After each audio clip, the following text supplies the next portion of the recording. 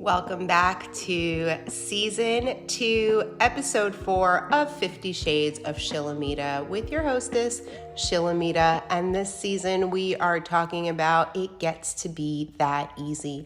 Today, I'm bringing forward the topic of what is being a millionaire. In the coaching industry, there's this trend where people are talking about their $1 million businesses, and then you come to find out that their $1 million business was earned over a course of 5 years, 6 years, 7 years, 8 years. And I don't know about you guys, but when I do the math on that, the math is not mathing. I'm being an actual millionaire. And so for many, many years, these posts actually really triggered me. And recently I've been wondering why and really unpacking why this has been triggering to me.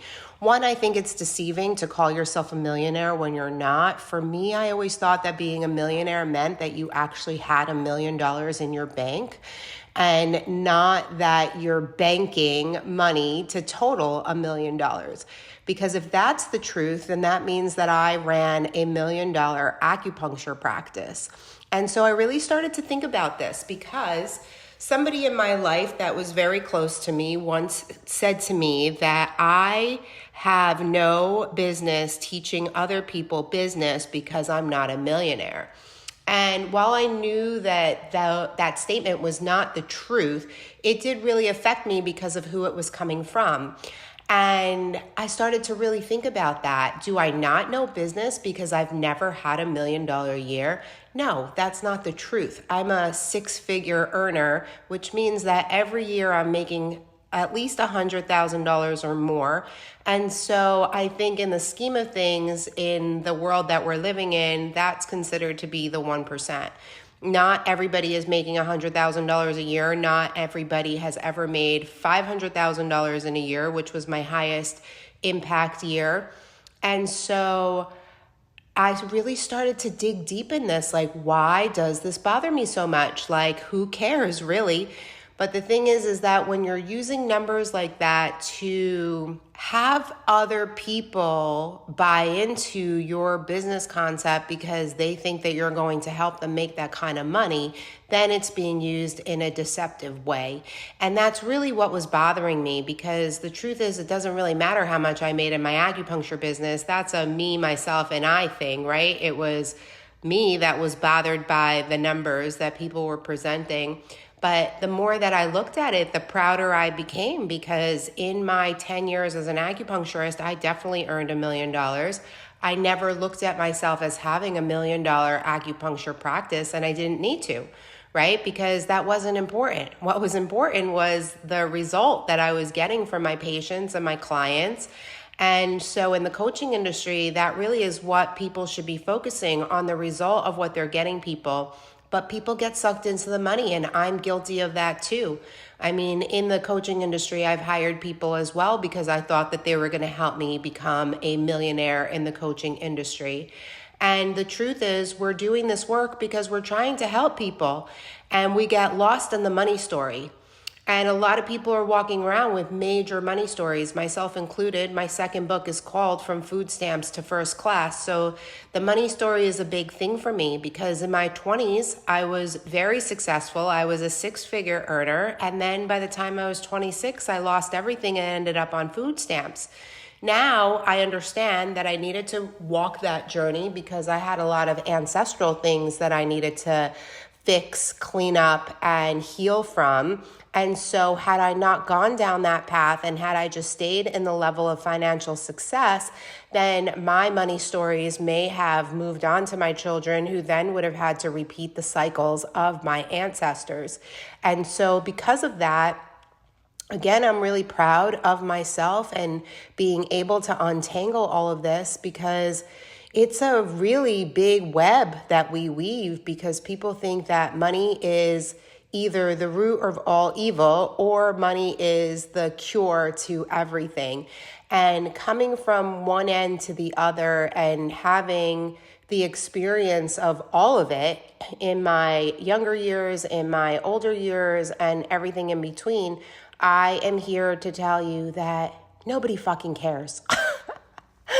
Nobody cares if you're a millionaire. Nobody cares if you made $1 million. The only people who care are people who want to mooch off of you. And in that case, you don't want those people to know anyway, right? If you're saying it in a braggadocious way that you want people to know because you're seeking outer validation, then that's another layer of healing that you need to go through. And so once we start untangling these money stories, this is when real freedom comes into your life, and it gets to be that easy.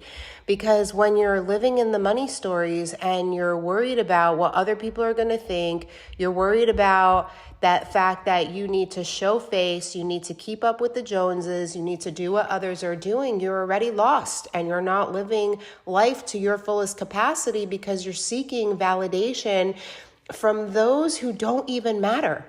In the big scheme of things, the people who are judging you, they're not even the people who matter in your world or should matter in your world. Because the people who are genuine, the people who have done the healing work, the people who are living their best lives, they're not looking in your bank account. They don't care how much money you're making. All they care about is that you're a good person. And the truth is that when you become a good person, the money comes. And so in my relationship with my husband, when my husband and I first met, I was a second-year acupuncture student. I was struggling beyond. My husband was a wealthy man who had an established business. He does not have money stories, and he knew how to live. And so I entered a relationship with a man who had money, and you would have thought that all of my problems would be solved. And here we are 14 and a half years later, and I'm still untangling the money story, because money does not bring you happiness. Money buys you things that make you happy. Money buys you freedom that makes you happy, but money in itself does not make you happy.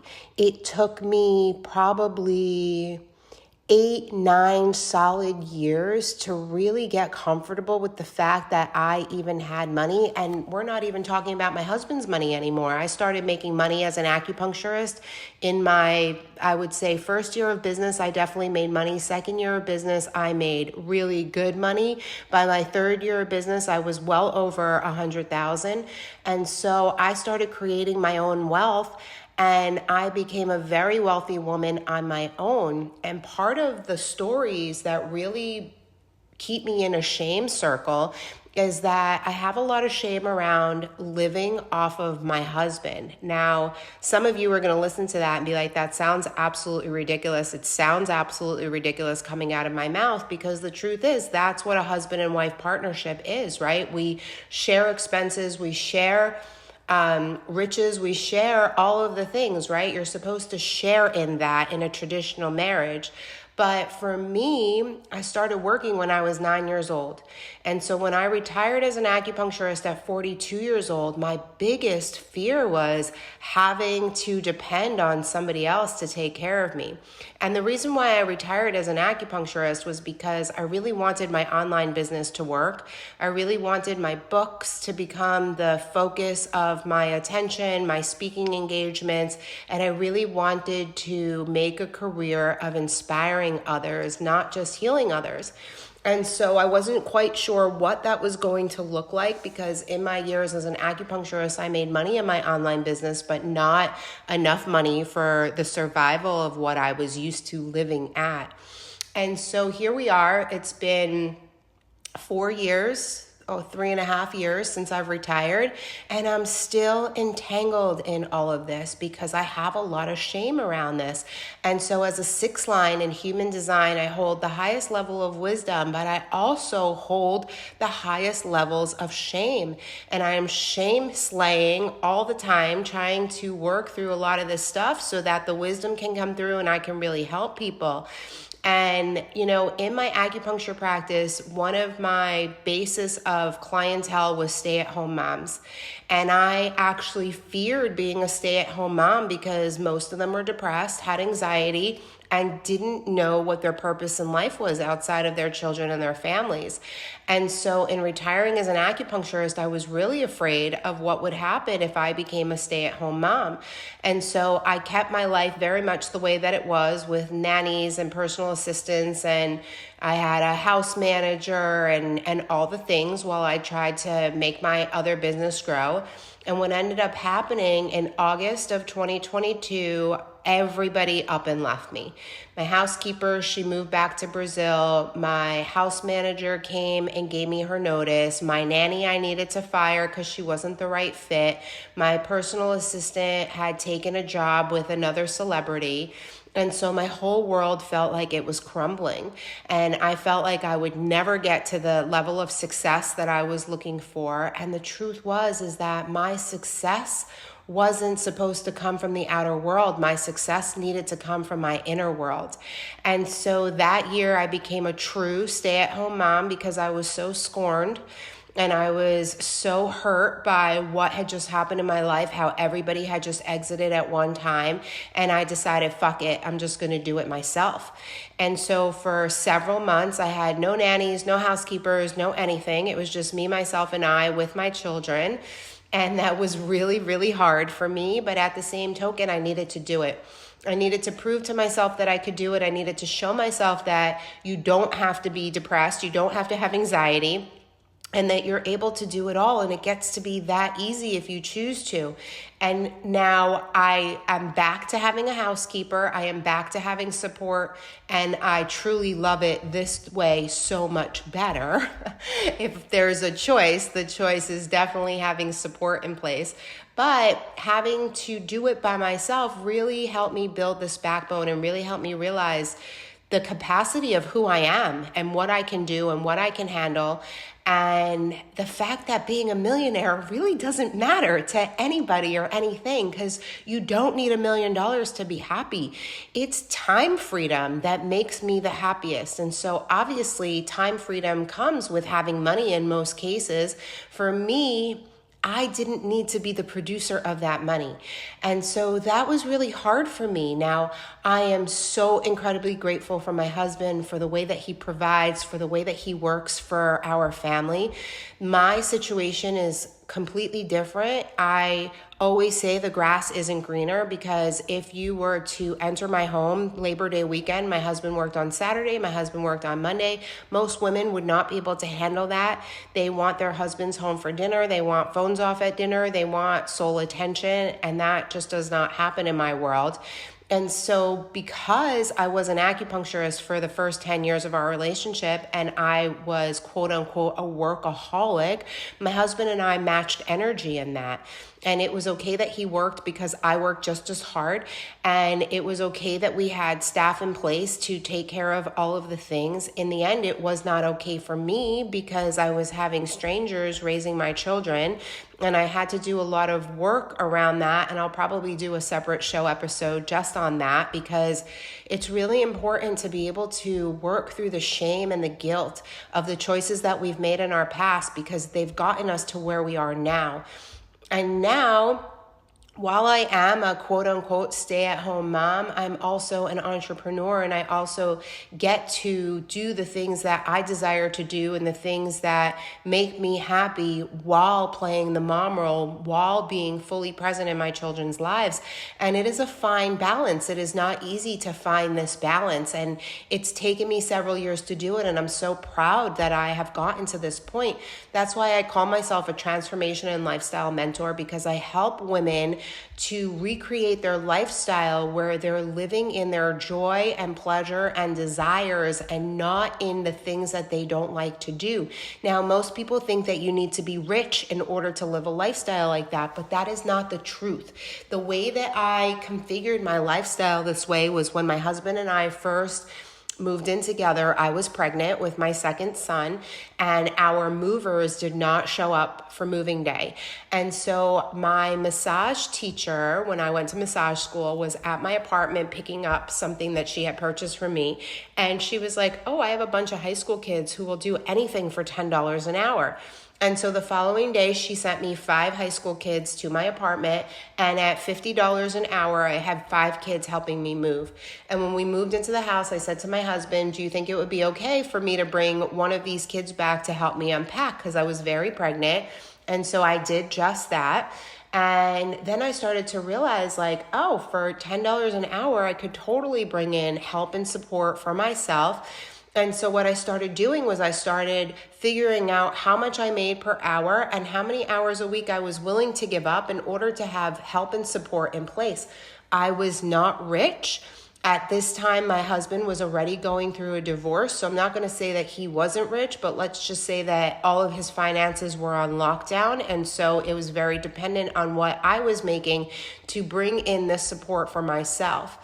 And then little by little, I started adding people to my team as I was able to do that with the money that I was making. And so I know in the online space, there is this perception of, oh, she's married to a rich guy and that's why she lives the life that she lives. But while some of that is truth, not all of that is truth. And it's important for you to know and understand that for your own well-being and for your own growth. Because if you're creating stories and judging me based on my life, you're not using my life in order to help you grow. And my whole goal is to help you grow, help you expand, and to help you create the life that you desire to live. So for some of you, you love doing laundry and you love cooking dinner and you would never want to outsource that because that's something that you love to do, right?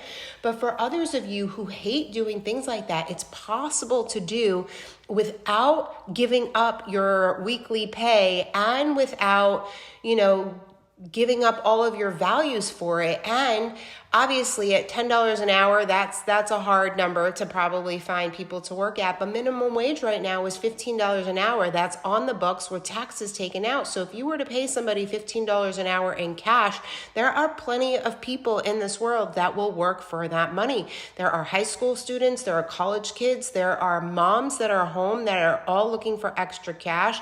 And it's important to know this because this is how you get to advance in your life.